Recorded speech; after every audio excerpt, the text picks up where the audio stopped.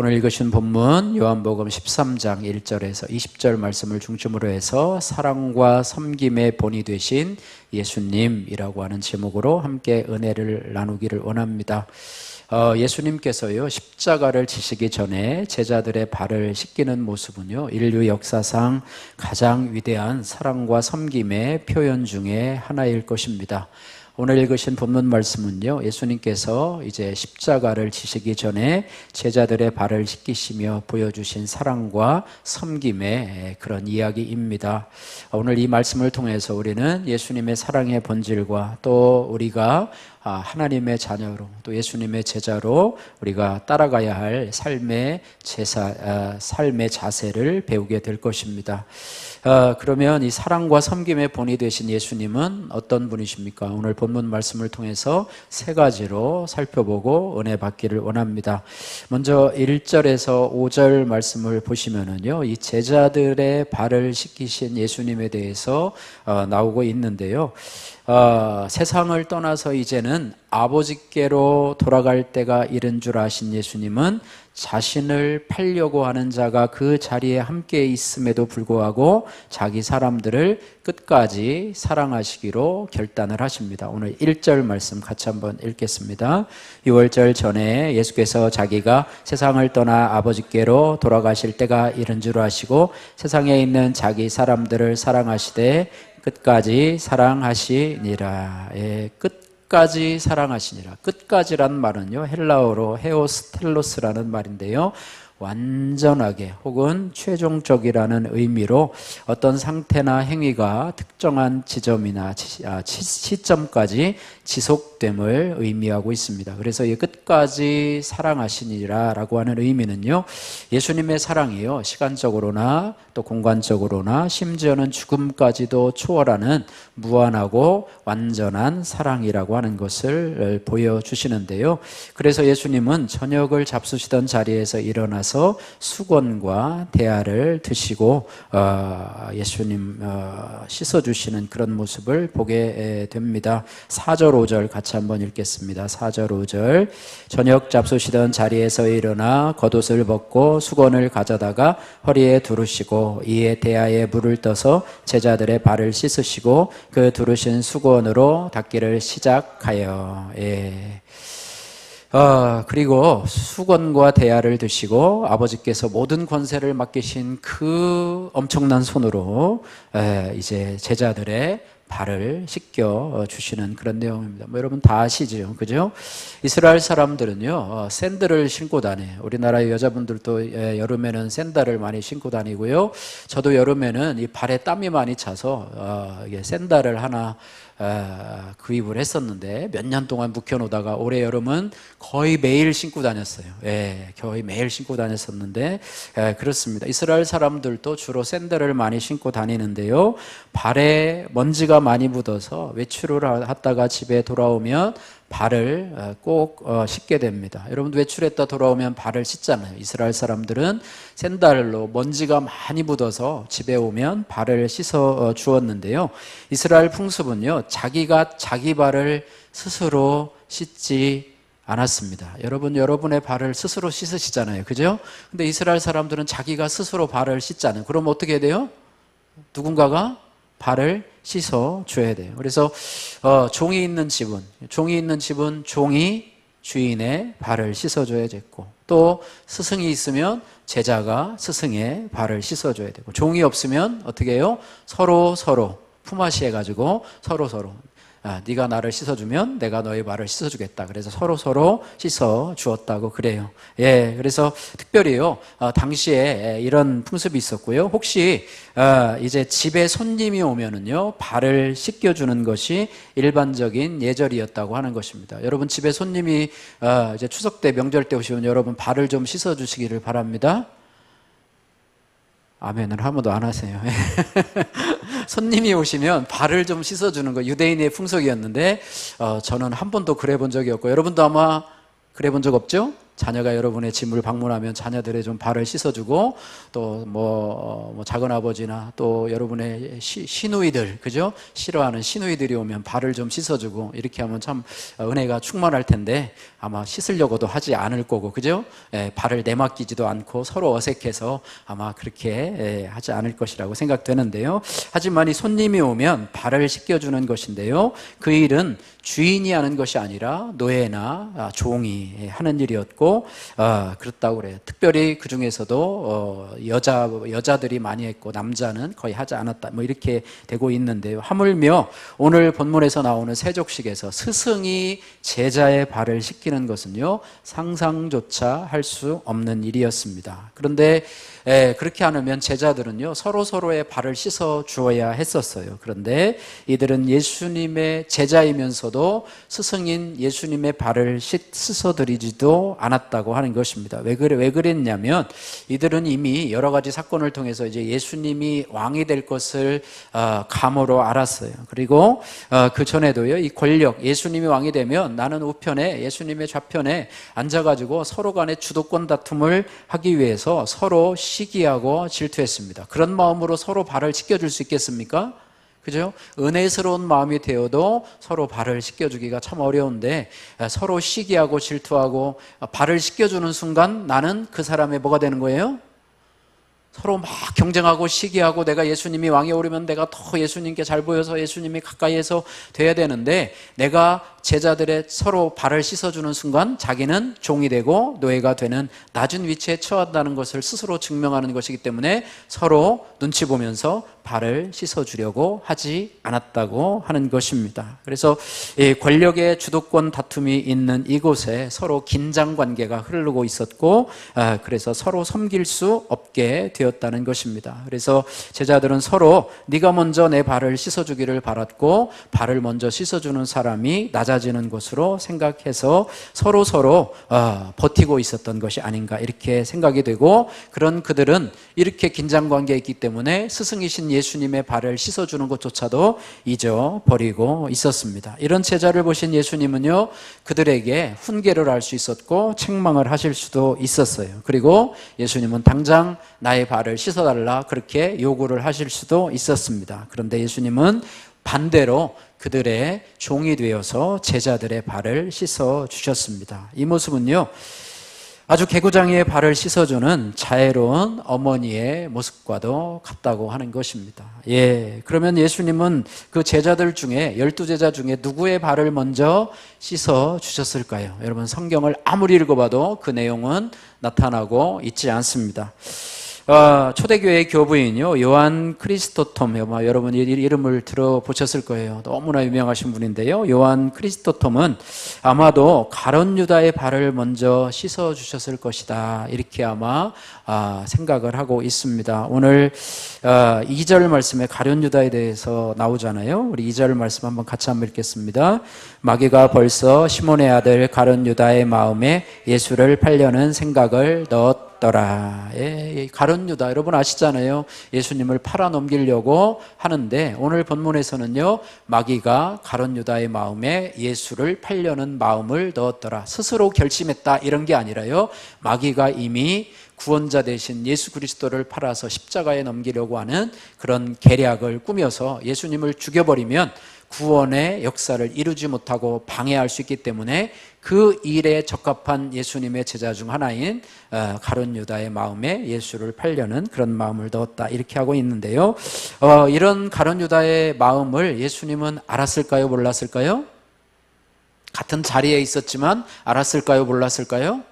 아셨겠죠. 예수님은 사람의 마음을 아시기 때문에. 그런데도 불구하고요, 아마 가룟 유다를 가장 먼저 그 발을 씻어 주실 것이다, 이렇게 얘기했어요. 왜냐하면 가장 사랑하기 힘든 사람을 사랑하면 다른 사람을 사랑할 수 있기 때문이라고 하는 것입니다. 여러분, 사랑하기 좋은 사람을 먼저 사랑하면 나중에 가장 사랑하기 쉬운 사람을 사랑하는 것은 정말 어렵습니다. 그런데 가장 사랑하기 어려운 사람을 먼저 사랑하면 그 다음은 일이 쉬워요, 어려워요?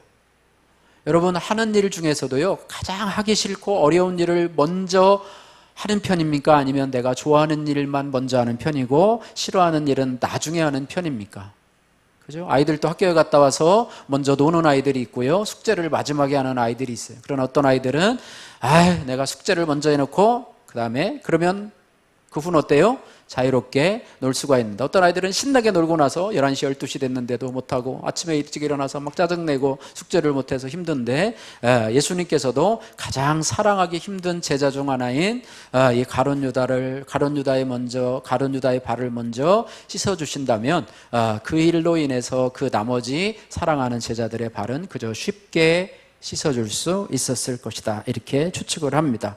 마틴 루터는요, 종교개혁자인 마틴 루터는 이렇게 얘기를 했습니다. 하나님은 사랑의 대상을 찾는 것이 아니라 사랑의 대상을 창조하신다. 이렇게 말씀하고 있습니다. 나에게 잘해주는 사람을 잘해주는 것은 누구나 할 수 있어요. 그러나 나를 힘들게 하는 사람을 찾는 것은 사랑을 창조하는 행위이다. 이렇게 마틴 루터는 얘기를 했습니다. 그래서 예수님은 가룟 유다를 사랑하심으로 사랑을 창조하셨다. 이렇게 주장하신데요. 이렇게 예수님께서 사랑을 실천하시되 자기 사람들을 사랑하시되 끝까지 사랑하시느라는 표현을 쓰고 있는데요. 실습은 교육에 있어서 탁월한 방법입니다. 여러분이 자격증을 따고 또 이론 교육을 하고 실습을 하는 데 있어서 옆에 누가 보여주는 것, 직접 보고 배우는 것은 참으로 귀한 방법입니다. 이론적으로만 배워서 현장에 투입된다면 참 어려워요. 실습을 하기가. 그러나 누가 옆에서 하는 대로 따라해보라. 이렇게 하는 거야, 이렇게 하는 거야 라고 하면 배우기가 쉬워요. 예수님은 3년 동안의 제자 훈련을 거의 이런 방법으로 진행하셨는데 이것이 바로 모델링 교육이라고 해요. 당시 발을 씻어주는 사람은요, 이방인 노예이거나 혹은 아내 또는 자녀 중에서 남자의 발을 씻을 경우가 있었지만 남자가 씻어주는 경우는 거의 없었다고 그래요. 주님의 그래서 이러한 행동은요, 거의 파격 그 자체였다고 그렇습니다. 이 순간 아마 주님은 당신의 머리와 발에 향유를 붓고 머리카락으로 씻어주었던 마리아, 저희가 몇 주 전에 설교를 했죠. 그죠? 향유옥합을 깨뜨려서 예수님의 장례를 예비한 마리아를 아마 여러분 기억하셨을 텐데 아마 제자들의 발을 씻겨주시면서 그 마리아를 기억하셨을 거예요.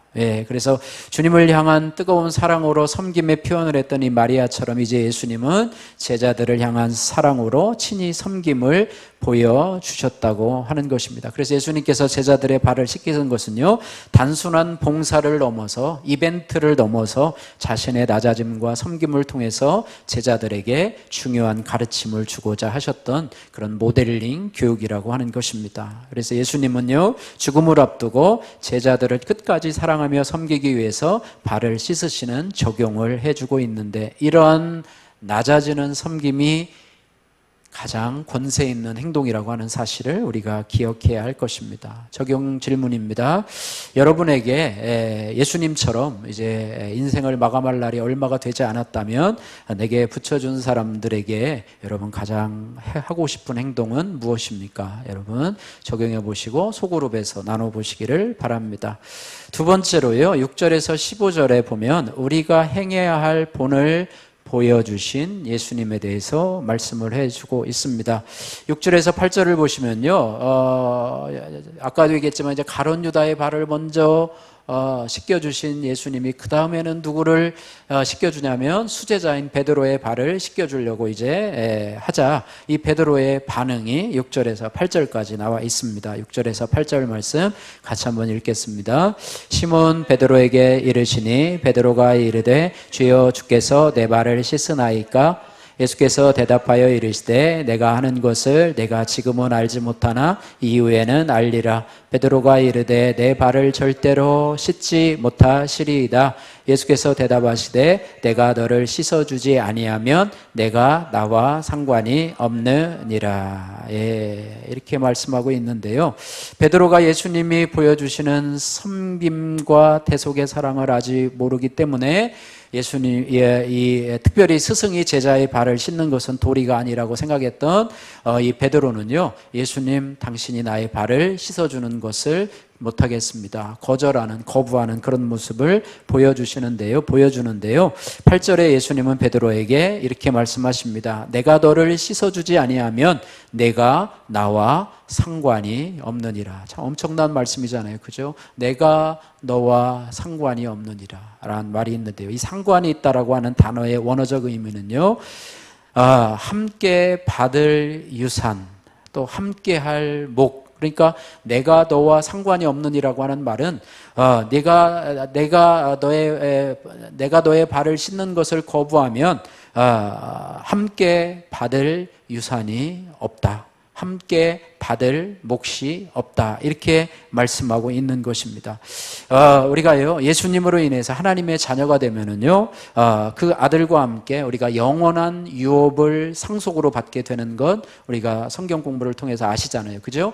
하나님의 유업을 받는데 예수님께서 발을 씻기고자 하는데 그것을 거부하면 너는 나와 상관이 없다. 너는 나의 유산을 받을 그런 자격이 없다. 이렇게 말해요. 그러니까 결국에는요, 구원과도 상관 있는 이런 말씀이에요. 발을 씻기고 안 씻고의 문제가 아니라요, 여기에는 더 심오한 뜻이 있다고 하는 것입니다. 그것은 바로 예수님과의 관계를 의미하는 것이에요. 여러분, 구원받는다고 하는 것은요, 예수님과의 관계가 맺혔다라고 하는 것입니다. 그죠? 관련이 있다는 거예요.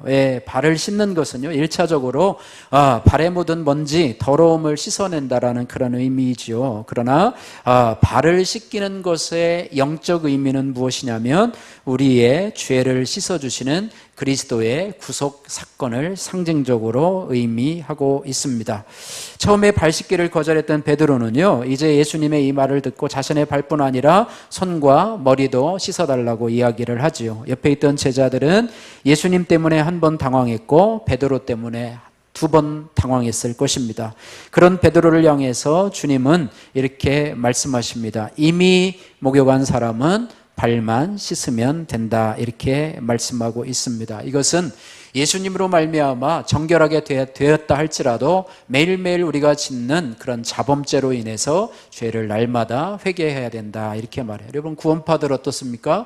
한번 예수님께 깨끗함을 받으면 평생 죄를 회개할 필요가 없다. 뭐 이렇게 얘기하잖아요. 그래서 이단으로 취급받는데요. 여러분들도 내가 구원받았으면 뜻이지 무슨 죄를 회개하라고 이런 말씀에 대해서 여러분 거부감이 있다고 한다면 여러분들 다시 한번 생각해 보셔서 목욕한 사람은 발만 씻으면 된다라고 하는 이 의미를 여러분 잘 되새기셔서 여러분 적용하시기를 바랍니다.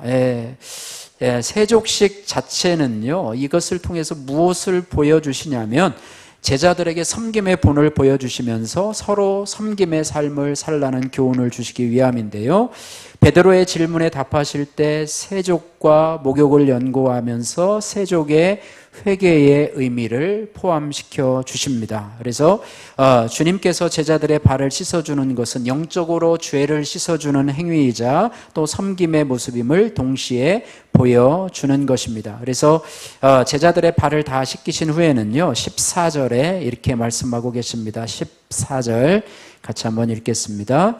내가 주와 또는 선생이 되어 너희 발을 씻었으니 너희도 서로 발을 씻어주는 것이 옳으니라. 서로 발을 씻어주는 것이 옳으니라. 여러분들 부부간에도 또 여러분의 부모와 자식간에도 좀 서로 발을 씻어주시는 이런 은혜가 있기를 주님의 이름으로 축복합니다. 아멘. 오늘 집에 가서 저녁에 아내는 남편을, 남편은 아내를, 우리 부모들은 우리 자녀들의 발을 한번 씻어주시면 어떤가 생각을 해보는데요. 발을 씻어준다는 것은요, 그 사람의 필요를 채워주시는 것이고 그 사람에게 있어서 가장 하찮게 여겨지는 걸지라도 기꺼이 내가 도와주는 것을 의미하지요. 그래서 지금까지 제자들은요, 베드로와 야고보와 요한을 필두로 해서 자기들이 서로 높은 자리에 앉기 위해서 또는 예수님의 오른팔이 되기 위해서 서로 시기하며 질투하며 애쓰고 살아왔어요.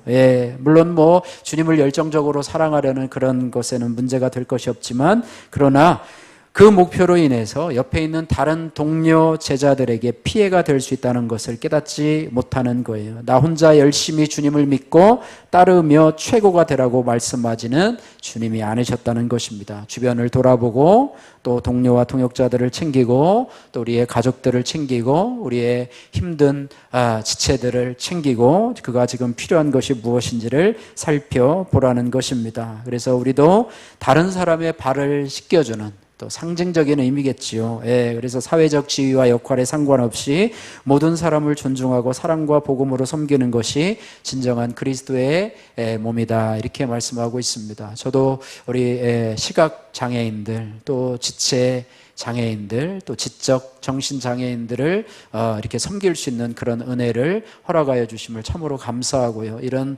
섬김의 기회를 허락하셨음에 참으로 감사하고 매일매일 다양한 분들을 모시면서 낮아짐의 모습으로 섬길 수 있다는 그런 모습이 참으로 감사하고 참 감사합니다. 여러분도 여러분의 삶 속에서 여러분보다 하찮은 사람들이 있다면 그것에 여러분의 마음을 두지 말고 여러분의 주님의 이름으로 서로 발을 씻기는 것이 옳으니라 섬기는 본을 보여주신 예수님을 따라가는 진정한 그리스도인이 되시기를 주님의 이름으로 축복합니다. 적용 질문입니다. 오늘 내가 예수님이 제자들의 발을 씻겨준 것처럼 사랑과 겸손의 종의 모습으로 섬겨야 할 사람은 누구입니까? 여러분 적용해 보시길 바라고요. 마지막 세 번째로 16절에서 20절 말씀에 종으로 섬기는 자가 보냄받은 사명자임을 알려주신 예수님에 대해서 말씀을 하고 있습니다. 우리가 예수님을 사랑하고 섬기려면은요, 나의 본분과 위치를 알아야 되는데요. 제자들의 발을 씻기신 예수님은 제자들에게 이렇게 말합니다. 오늘 16절 말씀 같이 한번 읽겠습니다. 16절, 17절 말씀까지 같이 한번 읽겠습니다. 16, 17절 내가 진실로 진실로 너에게 이르노니 종이 주인보다 크지 못하고 보냄을 받은 자가 보낸 자보다 크지 못하나니 너희가 이것을 알고 행하면 복이 있으리라. 아멘. 종이 주인보다 크지 못하다는 사실을 우리가 꼭 기억해야 됩니다. 여러분, 하나님은 우리를 보내신 자이시고 하나님은 우리의 주인이 되신 하나님이세요. 우리는 하나님의 종입니다. 목회자를 주의 종이라고 얘기를 하죠. 여러분들도 마찬가지로 주님의 종이에요. 여러분들이 섬기고 또 발을 씻어줄 때 여러분이 주인이라고 생각하면 안 되고요. 여러분들은 하나님께 보냄받은 종이라는 생각을 가지고 할 때 남의 발을 기쁘게 씻길 수 있고 그런 자들은 복이 있다. 이것을 알고 행하는 자는 복이 있다. 이렇게 말씀하고 있습니다. 그러니까 복이 되는 겸손은요, 단순한 태도가 아니라 높은 위치에서도 낮은 자를 진정으로 섬길 수 있는 행위라고 하는 거예요. 저도 처음에 이제 뭐 어딥니까 급식실로부터 시작을 해가지고 그죠? 이제 우리 이제 이동지원 센터를 시작으로 해서 참 적응이 안 되는 게 호칭이었어요. 호칭. 급식실에 가니까 뭐 조리원님 또 어떤 때는 뭐 주사님이라고도 그랬다. 영양사님이 막 호칭이 막 헷갈리시더라고요. 뭐 어떤 때 기분이 나쁠 때는 뭐 이몽룡 씨 뭐 그러다가. 뭐 그러고 지금은 어떻게 하는 줄 알아요? 어떤 분은 제가 이제 거기 정식 호칭이 주임이에요. 주임님 하다가 우리 이제 섬기는 우리 고객들은 뭐라고 그러냐면 어떤 때는 기사님, 또 어떤 분은 아저씨, 또 어떤 분은 목사님이라고 아는 분도 있거든요. 목사님, 또 뭐 여러 가지가 많아요. 막 그런데 처음에는 막 적응이 안 돼요. 뭐 누구 보고 얘기하는 거야? 나보고 아저씨라고? 막 이렇게 하고 막 이런 호칭이 늘 목사님이라고만 들어왔다가 막 이런 호칭을 들으니까 적응이 안 됐는데 이제는 뭐라고 불러도 적응이 돼요. 이제 좀 겸손해졌나 봐요. 전에는 교만해져 가지고 이런 호칭을 듣는 것이 적응이 안 돼. 뭐 아저씨라고 그러면 어떻고 어이 뭐 이렇게는 안 하지만 그렇게 하는 것에 이제 많이 적응이 되었다고 그래요. 여러분 높은 위치에 있으면서도 낮은 자를 진정으로 섬길 수 있는 행위가 바로 복이 되는 겸손이시고 이것이 바로 주인 되시는 예수님 앞에서 종으로 행할 수 있다면 이것이 여러분이 하늘의 복을 쌓을 수 있는 진정한 내가 누군데 일 따위 일을 해 내가 누군데 네가 해 네가 나보다 낫잖아. 그래요. 그런 마음으로 한다면 그것이 복이 안 되고요. 주님의 섬김을 실천할 수 없다라고 하는 것입니다. 서서평이 한국 이름인데요. 엘리자베스 쉐핑이라고 하는 선교사님의 일대기가 우리들에게 신금을 울리게 되는데, 여러분 들어보셨나 모르겠어요. 한국 이름을 서서평, 또 외국 이름은 엘리자베스 쉐핑이라고 하는 선교사님이신데요.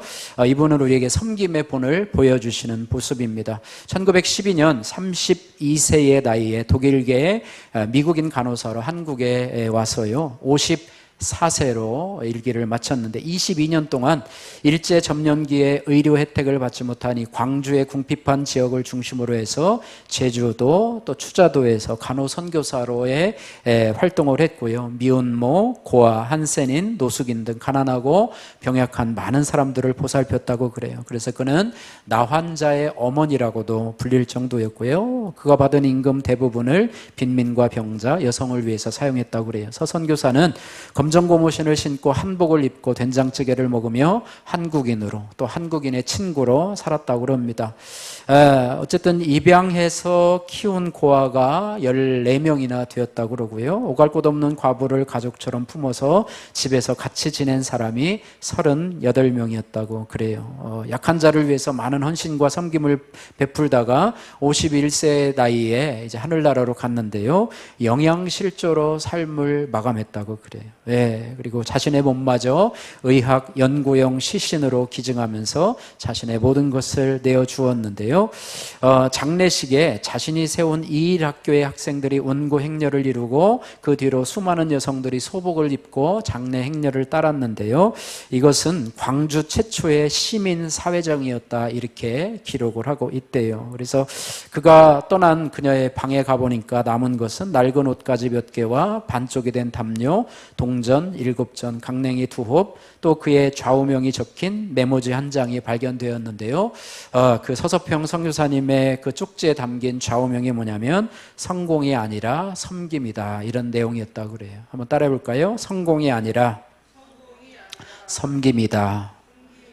참 간단한 말이지만 참 의미심장한 말인 것 같아요. 우리는 성공을 위해서 살지만 성공이 아니라 진정한 성공은 섬기는 것이다. 예수님도 이 땅에 오셔서 뭐라고 그랬어요? 인자가 온 것은 섬김을 받으려 함이 아니라 도리어 섬기려 하고 자기 목숨을 많은 사람의 대속물로 주려 함이니라 말씀하셨고, 제자들과 함께 있으면서 나는 너희들 중에 섬기는 자로 있노라, 이렇게 말하고 있습니다. 우리 그리스도인들이 살아야 할 최고의 덕목이 바로 섬김이라고 하는 사실을 오늘 세족식을 통해서 우리가 알게 되었다고 하는 것입니다.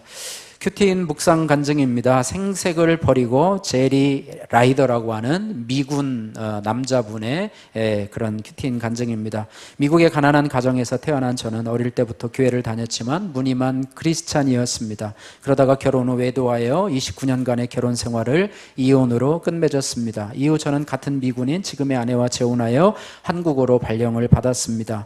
이후 하나님은 악과 음란으로 죽어 마땅한 저를 불쌍히 여기셔서 말씀이 있는 공동체로 인도해 주셨습니다. 그곳에서 저는 양육을 받으면서 제가 얼마나 뼛속까지 죄인인지를 깨닫고 눈물로 회개했습니다. 그러던 어느 날 교회 소그룹 리더가 주일 예배 준비를 위해서 토요일에 예배당 세팅을 같이 하자고 제안을 했습니다. 하지만 저는 집도 멀고 토요일 오후에 교통이 혼잡해서 운전하기 힘들다는 이유로 거절했습니다. 그런 뒤 여러 성도가 합심해서 미리 세팅해 놓은 예배당에 편히 앉아 예배를 드렸습니다.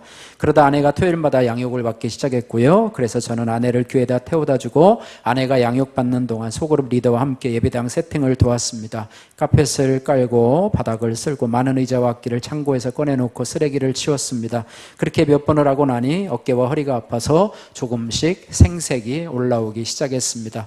그런데 오늘 본문에서 예수님은 종의 모습으로 낮아져서 제자들의 발을 씻겨주십니다. 저는 이 말씀을 묵상하며 교회와 지체들을 겸손히 섬겨야 함에도 저의 편안함만을 추구한 것이 깨달아져서 회개하게 되었습니다. 저의 소그룹 리더는 7년째 토요일마다 예배당 세팅 봉사를 하고 있습니다. 또한 다른 봉사자들도 매주일 비가 오나 눈이 오나 주차 안내로 섬기고 이른 시간부터 웃는 얼굴로 성도들을 맞이합니다.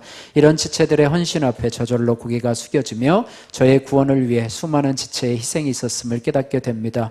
이제 저도 섬김의 본을 보여주신 주님을 따라 지체들을 아낌없이 사랑하는 자가 되기를 소원합니다. 적용하기, 현재 현재 거주하는 콜로라도 스프링스에 있는 교회 청년들에게 큐티인을 주고 큐티하는 방법을 알려주겠습니다. 두 번째, 온라인으로 나눔하고 있는 해외 소그룹 지체들에게 매주 한 번 이상 전화하겠습니다. 예, 적용 질문입니다. 나는 섬기는 일에, 하나님의 권위를 빌려서 섬기는 일에 적극적으로 참여하고 있습니까? 여러분 적용해 보시기를 바랍니다. 말씀을 마치겠습니다. 예수님께서 오늘 본문에 제자들의 발을 씻기는 사건을 통해서 겸손과 섬김과 사랑의 본질을 보여주시는 그런 모습을 보게 되는데요. 예수님의 섬김은 가장 낮은 자리로 내려가서 섬기는 모습을 보여주는 것으로 예수님의 사랑이 얼마나 깊고 넓은지를 보여주어야 되고, 또한 예수님을 따르는 저와 여러분들을 제자는 예수님처럼 겸손하게 섬기는 삶을 살아야 함을 보여주고 있습니다. 우리가 누군가를 섬기다 보면은요, 예수님의 섬김을 받고도 예수님을 배반한 유다처럼 배신하는 사람도 아마 있을 것입니다. 섬김의 가치에 고마워하지 않고 오히려 뒤통수를 치는 사람을 볼 수도 있을 것입니다. 이럴 경우 우리는 섬김을 하다가 절망할지도 모르겠습니다. 그러나 우리는 낙심하지 말고 그 결과까지도 주님 앞에 맡겨야 될 줄로 믿습니다. 중요한 것은 내가 무릎을 꿇고 섬기는 곳에서 언제나 섬김의 주님을 만날 수 있다는 사실입니다. 예수님의 사랑과 섬김을 실천하는 길은요, 분명히 쉬운 길은 아닐 것입니다. 하루아침에 일어날 수 있는 그런 것도 아닐 것이에요. 그러나 주님을 바라보며 한 걸음 한 걸음 나간다면 어느새 우리도 주님의 모습을 닮아서 누군가의 발을 씻어주는 섬김의 삶을 살아낼 수 있었을 것입니다. 오늘 하루 또 그리고 앞으로 저와 여러분의 남은 인생이 주님의 사랑을 받는 자로, 주님의 섬김을 받는 자로서 뿐 아니라 이제 우리도 누군가를 주님의 마음으로 섬기며 끝까지 사랑할 수 있는 주님의 제자로 살아가시기를 주님의 이름으로 축복합니다.